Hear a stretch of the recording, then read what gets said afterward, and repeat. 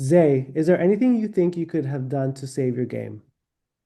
I mean, obviously, winning competitions would have helped. I think that's the easiest way that I could have saved my game. I think towards the end there, I was campaigning hard. I was trying my best, but I just think it wasn't in the cards for me to stay if I didn't win the competition, and I didn't execute. I didn't pull through. Do you think your focus on Rachel this week hurt or helped your case with earning votes with the rest of the house? I think that it could have been played either way. I think that last final fight helped my case because I think people started realizing that, the people that saw it firsthand were as confused as I was as why it was going on. Like it was completely out of line, like the whole interaction. And so I think that it helped my case, if anything, or at least will help her not last as long as she would have otherwise.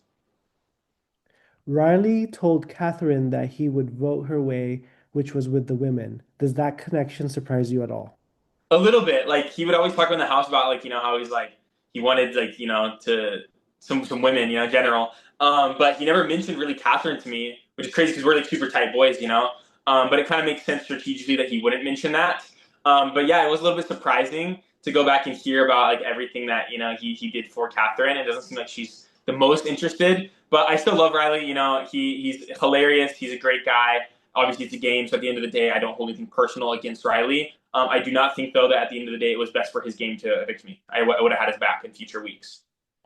During your back and forth with Rachel, when you warned her she couldn't win 2 seasons and she snapped back, you will get beheaded. What was going through your mind in that moment? And looking back, do you regret how confrontational it got, or do you still stand by your call out that some say was aggressive? Yeah, I mean, I think anyone that watches the entire live interaction would not say I was being aggressive in any way. I think it's really easy to have that perspective skewed on the way it was edited. But I think it's pretty obvious. I had wanted nothing to do with the conflict. I wanted nothing to do with the confrontation. I would literally sit there and I would just stand there, and she would just stare at me until I responded. And there were times where I was even grabbing water and she was just staring at me, and I was trying to talk to her one on one, and she would walk across the house to try and blow it up, so we're yelling at each other across the house. And it was pretty obvious that I didn't want that to happen. That was the one line that I said. So I feel like I almost had to say something or she wasn't going to stop. And so that's the one line I said. I actually fumbled the delivery of it pretty bad because I didn't want to say it. And I was still like, as I was saying, I was like, is this something I want to say? Like, because I know it's probably going to go on TV. Like, is this how I want to be represented? Like, do I want to be represented as somebody who, almost like gets in fights? Because I don't. In my real life, I never argue. I never get in fights with really anybody.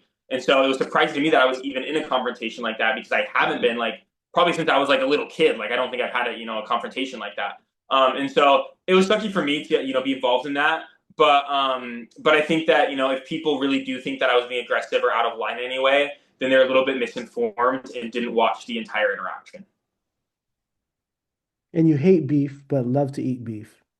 I love eating beef. I love eating any sort of meat or anything. I just love eating. So yeah, but I don't like beef in general. Like I don't like conflict. But if you put a big burger in front of me, then it's gonna be gone in a couple minutes. And what do you believe was your biggest mistake in the game and why?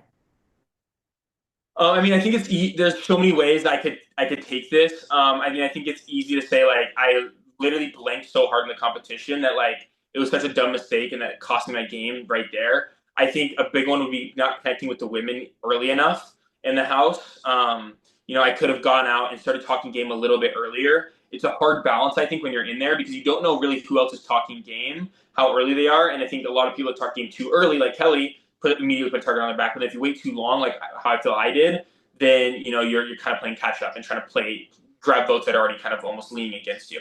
And so I think it's a hard balance that obviously week one is the hardest because if you're not on the block, it doesn't really matter that much. You don't have to go out of your way to talk game as much week one. You can kind of wait for people to come to you. But because I was on the block, I don't think I played my cards perfectly there. Do you still think it was a good idea to come for the Queen, Rachel, now that you have in fact been beheaded, evicted? I do think it was my best chance.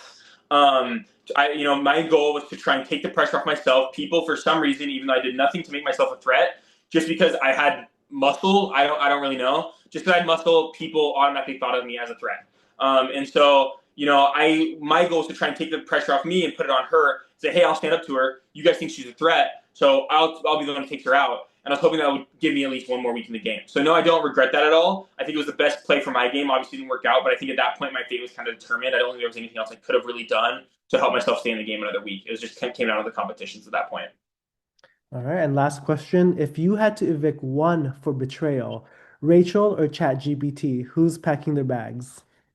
I would say Rachel because I love ChatGPT and I still use it every day and for everything that I just love it. So I'm a big ChatGPT fan.